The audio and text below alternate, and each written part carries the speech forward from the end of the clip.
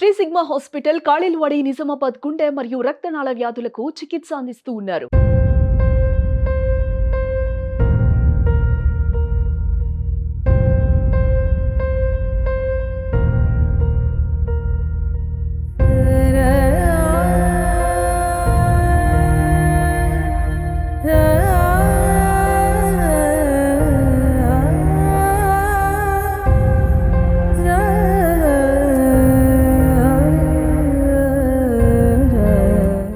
నమస్తే, welcome to Suman TV. Nizamabad జిల్లా నందిపేట్ మండలంలో ఉమ్మడి 2 మండలాలు కలిపి బస్ డిపో గురించి దాదాపు 1994లోనే ఇంటికి 5 రూపాయలు జమ చేసి ప్రభుత్వానికి ఇవ్వడం జరిగింది. దాని డెవలప్మెంట్ విషయంలో ఎన్నో రోజుల నుంచి రాస్తారోకోలు ధర్నాలు చేస్తున్నా గానీ దీనికి ఎటువంటి రెస్పాన్స్ లేకపోవడంతో ఈ రోజు నందిపేట్ మండలం మొత్తం కూడా బంద్ను ప్రకటించడం జరిగింది. 1998లో అప్పటి రవాణా శాఖ మంత్రి, మన తెలంగాణ మాజీ ముఖ్యమంత్రి కేసీఆర్ గారు ఇక్కడ శిలాపథకం కూడా ఓపెన్ చేయడం జరిగింది. ఇక రవాణా శాఖ మంత్రులు ఉన్నప్పటికీ దాని తర్వాత మన తెలంగాణకి సీఎం అయినా కానీ ఇప్పటి వరకు నందిపేట బస్ డిపో మట్టుకు ఎటువంటి డెవలప్మెంట్ కూడా లేదు. ఇక ఈ రోజు దాకా ఎన్నో ధర్నాలు చేసినప్పటికీ కూడా, ఎంతో చూసినప్పటికీ కూడా ఎటువంటి రెస్పాన్స్ రాకపోవడంతో ఈ రోజు కూడా దీనిని మొత్తం టోటల్ గా నందిపేట మండల్ని బస్ డిపోకి రాకపోకల్ని కూడా నిలిపివేశారు. ఇక మీదటనన్నా కానీ అధికారులు ఎందుకు దీని గురించి పట్టించుకుంటలేరు అని చెప్పేసి కూడా ఇది ఎన్నోసార్లు కూడా ఫిర్యాదు చేయడం జరిగింది అని చెప్పేసి గ్రామస్తులు కూడా చెప్తున్నారు. ఒకసారి మనము గ్రామస్తులు ఉన్నారు, వాళ్ళతో మాట్లాడి తెలుసుకునే ప్రయత్నం చేద్దాం. ఒకసారి సార్ చెప్పండి, మీరు ఇది ఎప్పుడు కొనుగోలు చేశారు? మీరు కొనుగోలు చేసి ఎప్పుడు గవర్నమెంట్కి ఇవ్వడం జరిగింది? ఇది 1993లో ఆర్టీసీ అధికారులు మరియు ఇతర నాయకులు, పార్టీ అధికారంలో ఉన్న పార్టీ నాయకులు కూడా వచ్చి పార్టీ అధికారులు కలిసి నందిపేటలో బస్ డిపో ఏర్పాటు చేస్తే బాగుంటుంది, ఇక్కడ బిజినెస్కు మాకు అవకాశం ఉంది అన్న ఉద్దేశంతో ప్లేస్ చూపించుండ్రి అని చెప్పేసి నందిపేటకు వచ్చిండ్రు అధికారులు. వచ్చినాక ఇక్కడ ఉన్న అన్ని గ్రామాలు 32 గ్రామాలు, నందిపేట పరిధిలో 32 గ్రామాల సర్పంచులు ఈ విషయమై మాట్లాడి ఒక రేషన్ కార్డుకు 5 రూపాయల చొప్పున అన్నీ ఒక దగ్గర చేర్చి ఈ భూమిని కొనివ్వడం జరిగింది. 1994లో ఆర్టీసీకి రిజిస్ట్రేషన్ చేసి ఇవ్వడం జరిగింది. 94 తర్వాత మళ్ళీ 4 సంవత్సరాల తర్వాత అంతవరకు ఓపిక బట్టి అప్పుడు పార్టీ పరంగా అంటే బీజేపీ పరంగా రాస్తారోకోలు, ధర్నాలు, నిరాహార దీక్షలు, బందులు 4-5 రోజులు నందిపేట మొత్తం బంద్ పిలుపు ఇవ్వడం జరిగింది. తీవ్ర స్థాయిలో ఉద్యమం జరిగింది, రాష్ట్ర స్థాయిలో చర్చలు జరిగినాయి అప్పుడు. అయినప్పటికీ అంతటితోటి ఆగకుండా వాళ్ళు ఏం చేశారంటే ఒక 3-4 నెలల తర్వాత అప్పుడున్న రాష్ట్ర మంత్రివర్యులు కేసీఆర్ గారు దీని మీద శిలాఫలకం వేసి వెళ్ళారు. శిలాఫలకం వేసడం ఇదైంది. వాళ్ళు ఆర్టీసీ వాళ్ళు కూడా మొత్తం చుట్టూ ప్రహర కూడా పెట్టేసుకొని గేట్ పెట్టేసి వెళ్ళడం జరిగింది. తర్వాత కార్యక్రమం ఏంది, మేము ఎన్నిసార్లు మెమోరాండంలు ఇచ్చినా, ఆర్టీసీ అధికారులకు ఇచ్చినాము, ఎంఆర్ఓ గారికి, కలెక్టర్ గారికి, ఆర్డీఓలకు అందరికి కూడా ప్రభుత్వ పరంగా ఏ చేయాలో చేసినా మంత్రులకు కూడా మెమోరాండంలు ఇవ్వడం జరిగింది. అయినప్పటికీ నిమ్మకు నీరెత్తినట్టుగానే ఉంది. ఇప్పుడు మీరు అప్పటి రవాణా శాఖ మంత్రి ఎవరైతే ఉన్నారో కె చంద్రశేఖర్ గారు ఉన్నప్పుడే శిలాపథకం చేసిర్రు అని చెప్పి చెప్తున్నారు.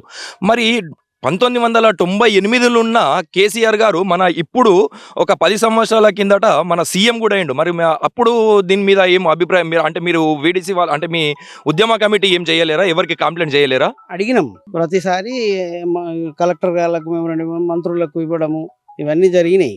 చేస్తాము చూస్తాము, తర్వాత కొద్ది రోజుల తర్వాత మాకు ఫెసిబిలిటీ లేదు అని అన్నారు. ఆర్టీసీ బస్ డిపో ఏర్పాటు చేయడానికి ఫెసిబిలిటీ లేకపోతే మీరు మరి భూమి ఎందుకు అడిగినట్టు? భూమిని మా డబ్బులతోటి కొనిపించుకొని మీ ఆస్తులు పెంచుకోవడానికా? ఆర్టీసీ ఆస్తులు పెంచుకోవడానికే మా డబ్బులు తీసుకొని ఆర్టీసీకి భూమి కొనివ్వడం జరిగింది. ఇప్పుడు ఆర్టీసీ చైర్మన్ మన నిజామాబాద్ రూరల్ ఎమ్మెల్యే బాజిరెడ్డి గోవర్ధన్ గారే దానికి చైర్మన్ గా ఉన్నారు. మరి అతన్ని మీరు కలవలేరా? మన నిజామాబాద్ క్యాండిడేటే చైర్మన్ గా ఉండే, అతని దృష్టికి తీసుకెళ్ళలేరా? ఇది తనకు కలవలేదు, కానీ ఇక్కడైతే మేము ఆఫీస్లో, చైర్మన్ గారి ఆఫీస్లో కూడా మెమోరాండం ఇవ్వడం జరిగింది. సార్ అప్పుడు అందుబాటులో లేకుండే. అయినప్పటికీ అక్కడ ఆఫీసు తోటి మనం అటెస్ట్ చేయించుకున్నాం. మెమోరాండమ్స్ కూడా అన్నీ కూడా మా దగ్గర అందుబాటులో ఉన్నాయి. ఈ భూమికి సంబంధించిన పహానీలు, ఆర్ఓఆర్ కాపీలు, రిజిస్ట్రేషన్ కాపీలు, సీసీ కాపీలు అన్నీ ఉన్నాయి. వీటితో ఇంతటితో కాకుండా మేము ఏం చేసినామంటే మొన్ననే రీసెంట్లీ హైకోర్టులో కేసు వేసినాం. ఇది ఖచ్చితంగా మాకు బస్ డిపో ఏర్పాటు చేయండి, లేని పక్షంలో మా భూమి మాకు ఇవ్వండి అని హైకోర్టులో కేసు వేసినాం. కేసు వేసినప్పటికీ అంతకే ఊకోకుండా ఏంటంటే న్యాయస్థానం మీద నమ్మకం ఉండడంతో పాటు ప్రజా ఉద్యమం కూడా కొనసాగితే దానికింత ఆ కేసుకింత బూస్ట్ ఇచ్చిన వాళ్ళం అవుతామన్న ఉద్దేశంతో మళ్ళీ ఈ బంద్ పిలుపు ఇవ్వడం జరిగింది. ఈ బంద్ పిలుపులో కూడా ఇక్కడ ఉన్న స్థానిక వ్యాపారవేత్తలు అందరూ కూడా పూర్తి సహకరించారు. ఈరోజు ప్రతి ఒక్క షాపు బంద్ ఉంచి ఉండడం, బస్సులు కూడా నడవకపోవడం, ఆటోలు నడవకపోవడం చాలా సంతోషమైన విషయం. అంటే సమస్య తీవ్రతను గుర్తించారు ప్రజలందరూ అనే విషయం ఇక్కడ స్పష్టమవుతుంది. ఇక ఇంతే కాకుండా ఇంకా 10,000 మంది 10,000 సంతకాలతో సంతకాల సేకరణ జరిగి అదొక ఉద్యమంగా కూడా ప్రారంభించాము. నిన్నటి నుంచే సంతకాలు చేయిస్తున్నాం. దీన్ని కూడా హైకోర్టుకు సబ్మిట్ చేయడం జరుగుతుంది. దాదాపు 27 సంవత్సరాలు అవుతుంది మీరు దీన్ని ఆలోచన చేసుకొని. 27 సంవత్సరాలు అవుతుంది. 27 సంవత్సరాలు అయినా కానీ ఇప్పటిదాకా నిమ్మకు నీరెత్తినట్టే ఉంది ఈ సమస్య. దీని మీద మీరు ఎటువంటి చర్య అంటే ముందు ఎటువంటి చర్యలు తీసుకోవాలనుకుంటున్నారు మీరు? 30 సంవత్సరాల నుంచి ఎదురు చూపులతోటి కళ్ళలో కాయలు కసినట్టుగా ఉండే, ఇప్పుడు ఏమైపోయిందంటే తెలంగాణ వచ్చిన అనంతరం చంద్రశేఖరరావు గారు ఎప్పుడైతే ఇక్కడ శిలాఫలకాన్ని వేసారో దాన్ని అన్నీ కూడా గుర్తు చేసినాము. ఇక్కడ వాళ్ళ కూతురు కవిత మేడం గారు ఇక్కడ మాకు స్థానిక ఎంపీగా ఉండి వాళ్ళకు కూడా వాళ్ళ చెవి మీద తీసుకుపోయి ప్రతిదీ కూడా రిప్రజెంటేషన్ ఇచ్చినాము. ఇది మీరు చేసి పెట్టండి, మీ నాన్నగారే దీనికి పునాది వేసినారు కాబట్టి మీ ఆధ్వర్యంలో పని అయితే మీకు పేరు ఉంటుంది, మా ప్రజలకు ఒక సంతోషాన్ని కలిగించిన వాళ్ళు అవుతారని చెప్పి ఎన్నోసార్లు మొరబెట్టుకున్నాం. అయినా కానీ వాళ్ళు పెడచెవిన పెట్టిర్రు. ఇలాగే కాలం గడుస్తూ పోయింది.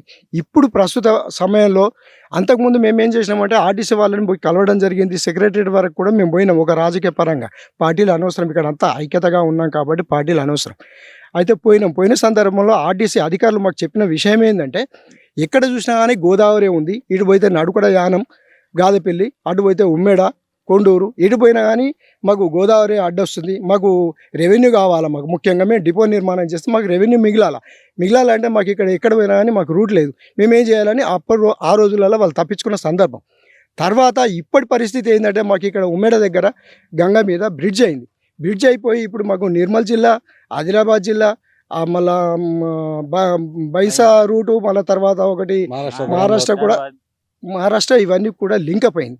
ప్రజలు ఇప్పటికీ మా నందిపేటకు ఆ బ్రిడ్జ్ ద్వారా ఎన్నో ప్రత్యేకించి అయితే 2 మండలాల కంటిన్యూగా వస్తున్నారు.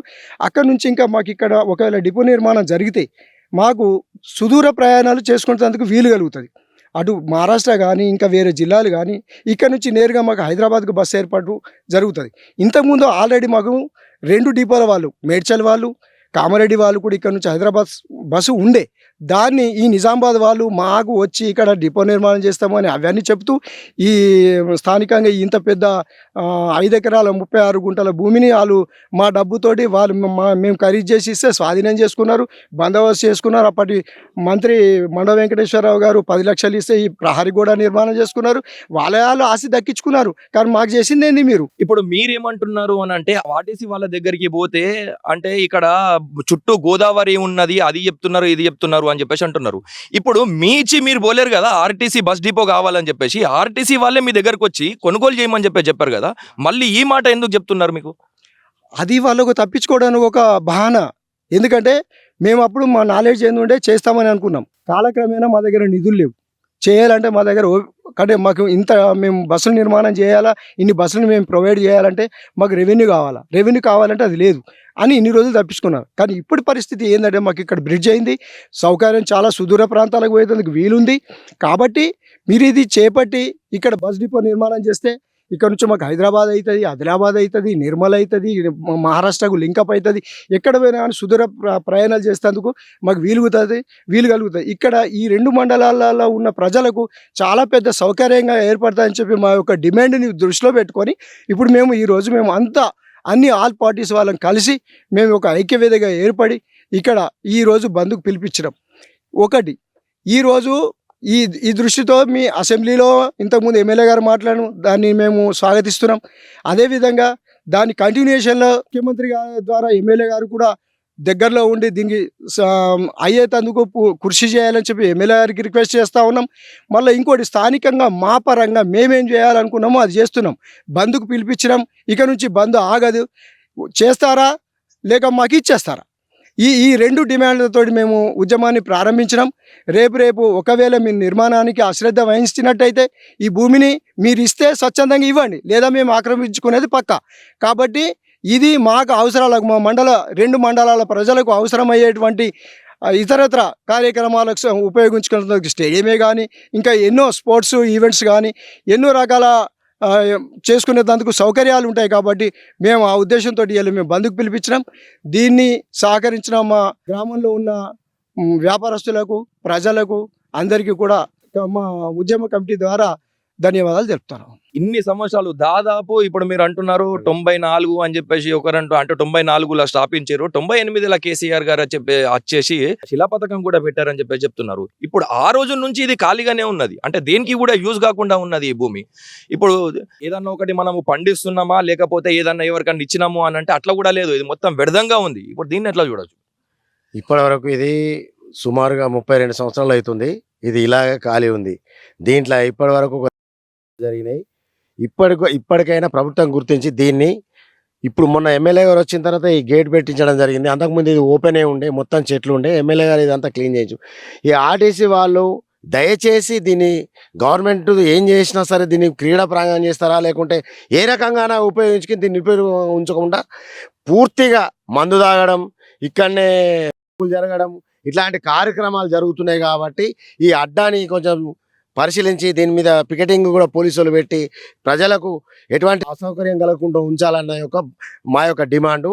దీన్ని తక్షణమే గవర్నమెంటు ఏదో ఒక రకంగా దీన్ని వాడుకోవడానికి అవకాశం ఇవ్వాలా, లేకుంటే మేమే దీనికి ప్రతి గ్రామం నుంచి మన 2 మండలాల ప్రజలమందరం కలిసి కూడా దీని మీద పెద్ద ఎత్తున కార్యక్రమం తీసుకొని ప్రతి గ్రామ సర్పంచ్కు, ప్రతి 2 మండలాల్లో ఉన్నటువంటి ప్రజలకు అందరికీ కూడా విజ్ఞప్తి ఏమిటంటే ప్రతి ఒక్కరు కూడా దీని మీద స్పందించి మీ యొక్క అభిప్రాయాన్ని తెలియగలని నా యొక్క అభిప్రాయం. దాదాపు 34 సంవత్సరాల నుండి ఖాళీగా ఉన్న ఈ ప్లేస్ ని, అంతేకాకుండా ఈ మొన్న కొత్తగా వచ్చిన ఎమ్మెల్యే గారు చొరవ తీసుకొని దీన్ని చెట్లు కొట్టేసి డెవలప్మెంట్ చేసి ఒక గేటు పెట్టిస్తే ఇది అసాంఘిక కార్యకలాపాలకు కూడా అడ్డగా మారుతున్నదని చెప్పేసి దీంట్లో 2 మర్డర్లు కూడా అయినాయని చెప్పేసి కూడా గ్రామస్తులు చెప్తున్నారు.